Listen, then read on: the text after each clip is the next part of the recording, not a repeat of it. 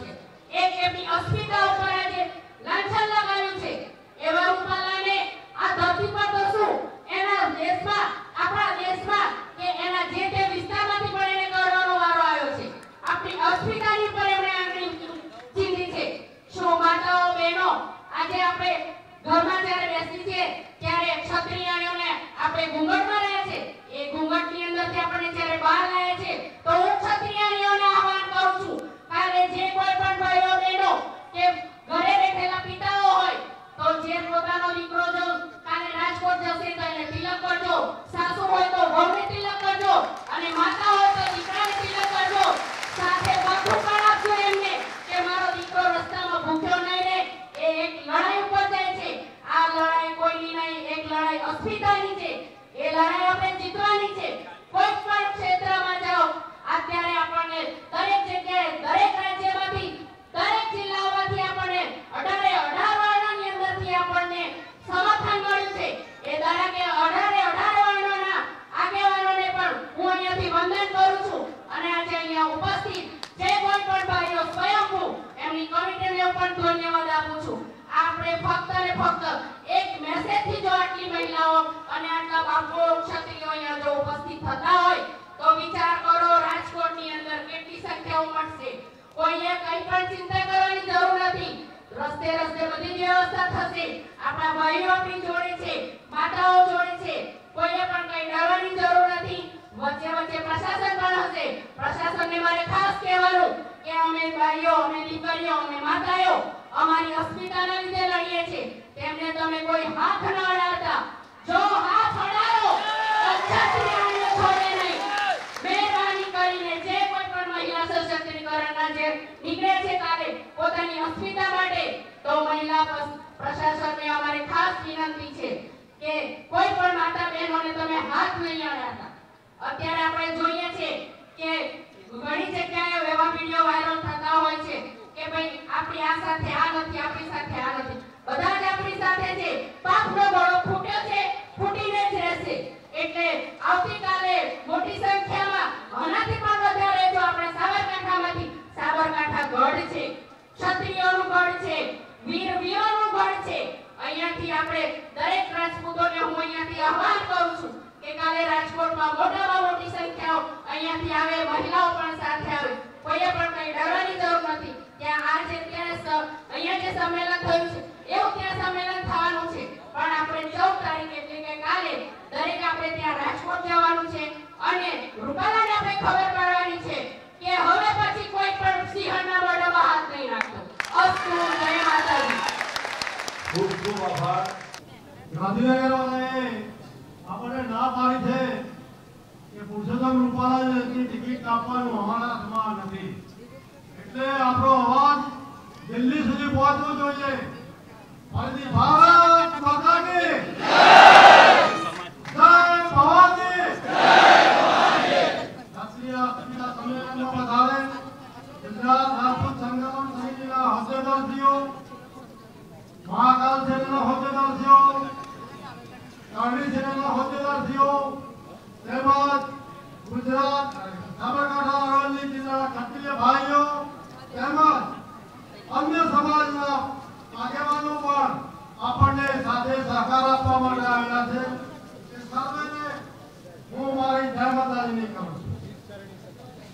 આજનું સંમેલન રૂપાલાજીએ ક્ષત્રિય અસ્મિતાને ઠેસ પહોંચાડી છે. એ માટે સાબરકાંઠા અરવલ્લી ક્ષત્રિય સમાજ તથા અન્ય સમાજ ફક્ત શબ્દોમાં વખોડી નાખે છે. ક્ષત્રિય સમાજ હંમેશા દરેક સમાજને સાથે લઈ ચાલવાનો સમાજ છે. કોઈ પણ સમાજની બહેન દીકરી હોય એને અસ્મિતા વિરુદ્ધ કોઈ ઉચ્ચારણ કરે એ સહન કરવાનો સમાજ નથી. આ તો રૂપાલાજીએ ક્ષત્રિયોના દિલમાં ઊંડો ઘા કરી છે. તે આ સમાજ ક્યારે પણ માફ કરશે નહીં. ગુજરાતના બનવતા પુત્ર યશસ્વી વડાપ્રધાન નરેન્દ્રભાઈ મોદી સાહેબ, અમિતભાઈ શાહ સાહેબ આ સમાજ ફરીથી વિનંતી કરે છે કે નેતાઓની રાજહાટ છોડી સ્ત્રીઓનું માન સન્માનની વાતને માન આપી રૂપાલાજીની ઉમેદવારી રદ કરે તેવી સર્વે સમાજની લાગણીને માંગણી છે.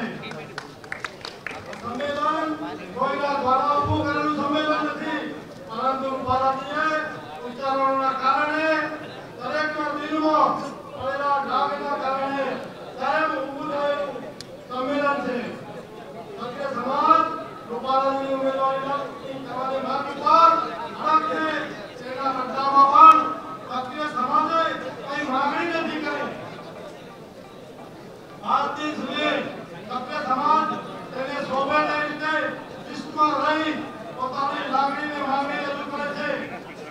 આ મુદ્દાને ભવિષ્યમાં રાજકીય ન લાગે તે જોવાનું ભાજપના મોવડી મંડળને વિનંતી કરું છું. અનુકારીજીને ઉમેદવારી ના થાય તો ગુજરાત રાજ્ય સંગઠન સમિતિ તે પ્રમાણે નિર્ણય કરશે. તે પ્રમાણે સાબરકાંઠા અરવલ્લી ક્ષત્રિય સમાજ તેના સહકારમાં અમે સમાજનો જે જવાબદાર છે તેની તમામ સમાજો આગળ વધશે. ભાઈઓ, ચૈત્રી નવરાત્રી ચાલી રહી છે. ક્ષત્રિય સમાજ એ માતાજીના ઉપાસકો છે. માટે આપણે સૌ માતાજીને પ્રાર્થના કરીએ, માતાજી અમારે ક્ષત્રિય સમાજની અમને સમાજનું માન સન્માન મેળવાય એ માટે તો અમને આશીર્વાદ આપશે અને ઉપર બેઠેલા નેતાઓને બુદ્ધિ આપશે. ક્ષત્રિય સમાજની માતાઓને તમે નોંધન લગાવ્યું છે તેના માટે હજી પણ તમારી પાસે ટાઈમ છે. યોગ્ય નિર્ણય લઈ અને તમે રૂપાલાની ઉમેદવારી રદ કરાવો એવી ફરજીથી હું મોવડી મંડળને વિનંતી કરું છું. અને આપ સૌ જોઈ રહ્યા છો કે દરેક જિલ્લા મથકે દરેક તાલુકા મથકે એ આ કેટલો દિલમાં ઊંઘો ખાવા છે કે જેના કારણે પોતે સ્વયંભૂ માતાઓ બહેનો અને ભાઈઓ ઉમટી પડ્યા છે. છેવટે આપણે આપણા શિસ્તમાં રહી અને સંકલન સમિતિ જે પ્રમાણે આપણે આદેશ કરે તે પ્રમાણે આપણી લોકશાહીની ઢબે આપણી તાકાત બતાવવાનો વારો આવી ગયો છે. હું આજની તબક્કે વધુ કહીશ કે ચૈત્રી નવરાત્રીના દિવસે આપણે સૌ આપણી કુળદેવીના સોગંદ ખાઈએ છીએ અને સોગંદ ખાઈશું છૂટા પડતા પૈસા કે જો આપણી માંગ નહીં સંતોષે તો આજે લોકો ક્ષત્રિયો ભેગા થયા છે અને સમાજના લોકો પણ ભેગા થયા છે કે તમામ એક જણ 50 મતની જવાબદારી લઈ લોકશાહી ઢબે આપણે આગળ બંધ કરવાનું છે. આ કોઈ એક સમાજની ક્ષત્રિયની અસ્વીકારી વાત નથી, દરેક સ્ત્રીની અસ્વીકારી વાત છે. હું કહું મોરબીમાં પાટીદાર બહેનો માટે પણ કાજલબેન કરી કોઈ હતી એમને પાટીદાર બહેનો માટે ખરાબ વાત કરી હતી. સાબરકાંઠા અરવલ્લી ક્ષત્રિય સમાજે પાટીદાર સમાજને પણ ટેકો આપ્યો. માટે હું વધુ કહીશ કે ક્ષત્રિય સમાજ કોઈની બેન દીકરીનો અસ્તિત્વનો સવાલ હોય તો એના માટે સહન કરવાનું નથી. અને આ તો ક્ષત્રિયોના દિલમાં ઘા કર્યો છે એ કોઈ દિવસે સહન થશે નહીં. અસ્તુ ભારત માતા કી જય. જય માતાજી. માફ કરશો, ભાઈએ કીધું એમ કે રેડિયો આવેદન પત્રો અને બધું આપી નારા બોલાઈ અને અવાજ બેસી ગયો છે, પણ જુસ્સો કોઈ દિવસ નહીં બેસે. રાજસ્થાનની આ વીર ભૂમિથી સીમાઓથી અડેલા એવા રાજસ્થાન અને અરવલ્લી જિલ્લાના વટ વચન અને વ્યવહાર માટે ખાતર જેને જાળવી રાખ્યું છે એવા તમામ ક્ષત્રિય ભાઈઓ, અગ્રણીઓ, આગેવાનો અને આ ક્ષત્રાણીઓ ને હું વંદન કરું છું, નમન કરું છું. સાથે જય માતાજી. આજે આપણે જે પ્રશ્ન માટે ઉપસ્થિત થયા છીએ એ તો બધાને ખબર જ છે. પુરુષોત્તમ રૂપાલાએ પહેલા આપણું અપમાન કર્યું, પછી માફી માંગી, એક વાર બે વાર અને છેલ્લે હમણાં જાહેર સભા હતી એટલે સાહેબ પાછા શેરો શાયરી ઉપર પણ ઉતરી આવ્યા. એટલે જે માણસને પોતાની ભૂલનો અહેસાસ હોય એના મોઢા ઉપરથી, એના શબ્દો ઉપરથી, એની લાગણી ઉપરથી ખબર પડે કે આ માણસથી ભૂલ થઈ છે, પણ આ ભૂલ થઈ નથી, જાણી જોઈ કરેલી ભૂલ છે. ક્યાંક ને ક્યાંક ક્ષત્રિય સમાજ પોતાનું અસ્તિત્વ ભૂલી બેઠો હતો. લોકસભામાં એક પણ ટિકિટ ના હોય.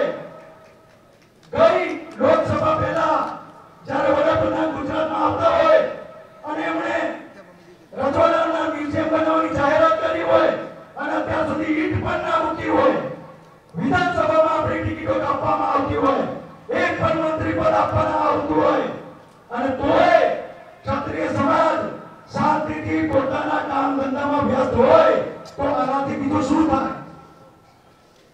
આ સમાજ અત્યાર સુધી કોઈ વસ્તુ માંગવા માટે રોડ ઉપર આવ્યો નથી.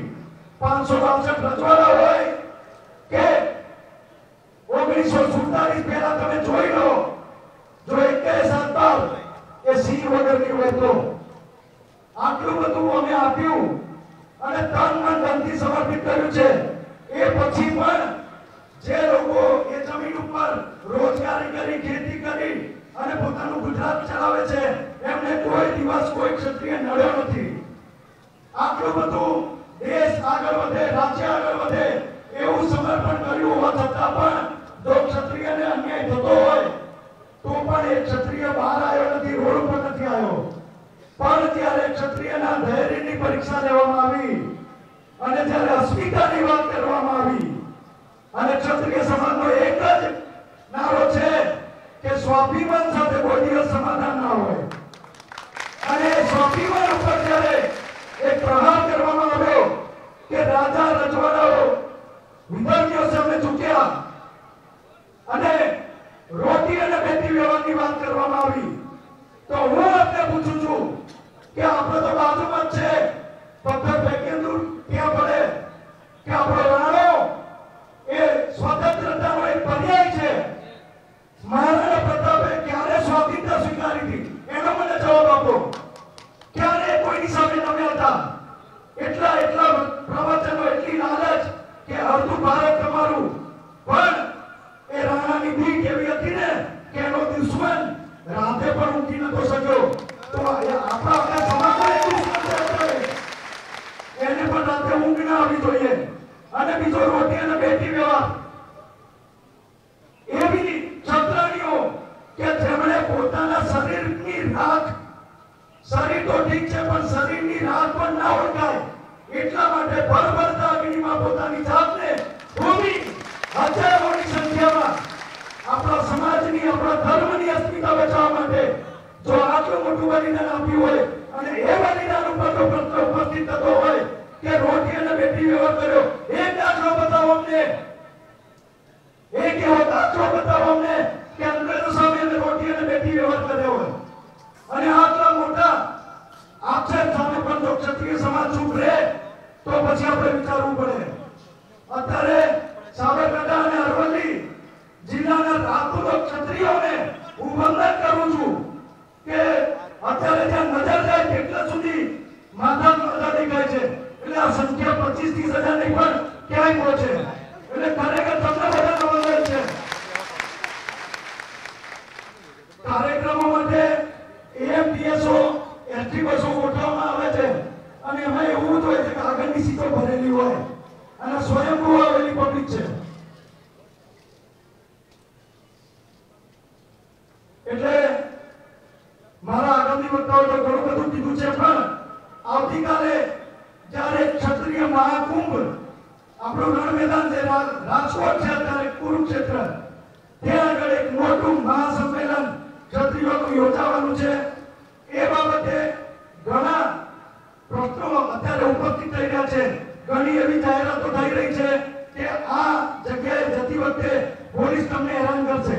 પોલીસ એ આપણો પર્યાય છે. ક્ષત્રિય ધર્મ એટલે રક્ષા. એ પોલીસનું કામ કરવા માટે આટલી મોટી સંખ્યામાં આખા ગુજરાતના ખૂણે ખૂણામાંથી, ગામે ગામથી રાજપૂતો જવાના છે, ક્ષત્રિયો જવાના છે. આ સચના ગાંધીનગરમાં સૂચના પહોંચી ચૂકી છે એટલે એનો વ્યવસ્થા માટે પોલીસ મૂકી છે. આપણે હેરાન કરવા માટે નથી. અને ક્યાંય પણ આપણને રોકે તો આપણી પાસે આપણા ડોક્યુમેન્ટ પૂરતા હોય, આપણું ડ્રાઇવિંગ લાયસન્સ હોય, ગાડીના પેપર હોય, સરકાર છે એનું કામ કરશે. આપણે એક સંયમ, અત્યાર સુધી જે સંયમ જાળવ્યો છે ને એ પરીક્ષા છે અને એ સંયમ ના હિસાબે લોકો હેરાન છે કે ક્ષત્રિયો આટલા શાંત રહી અને આટલું લાંબુ આંદોલન કઈ રીતે કરી શકે છે. હમણાં અહીંયાથી કહેવામાં આવે કે તૂટી પડો તો સામે લાખોની ખોટ હોય ને તો એને પાડી દે, પણ એક જ દિવસ ચાલે. આ આંદોલન હજી પાર્ટ 1 છે, હજી પહેલો વિભાગ છે કે રૂપાલાની ટિકિટ કેન્સલ નથી થતી ત્યાં સુધીના સંમેલનો છે સાહેબ. જ્યારે પાર્ટ 2 આવશે ને તમને પણ એવું થશે કે રાજકારણ કોની પાસેથી શીખાય, એટલા આયોજનો છે. એટલે રાજકોટ જવામાં આપણને કોઈ ડરશે નહીં અને કોઈ વ્યક્તિ એવું વિચારવું નહીં. હું એક જ શબ્દમાં કહીશ કે જો ક્ષત્રિય હોય ને તો આવજો, જો ક્ષત્રિય હોય તો આવજો. અને બીજી વસ્તુ કે ક્ષત્રિયનું ધાવણ થયા હોય તો આવજો, બાકી ના આવતા. આપણને આપણા માર્ગમાં કોઈ હેરાન કરવાનું નથી. હજી પણ અલગ અલગ લોકોના મેસેજો સોશિયલ મીડિયામાં કે ગમે ત્યાં ફરતા થશે, પણ ખૂબ સારું આયોજન કરેલું છે અને સંકલન સમિતિએ આખી ગાઈડલાઈન બહાર પાડેલી છે.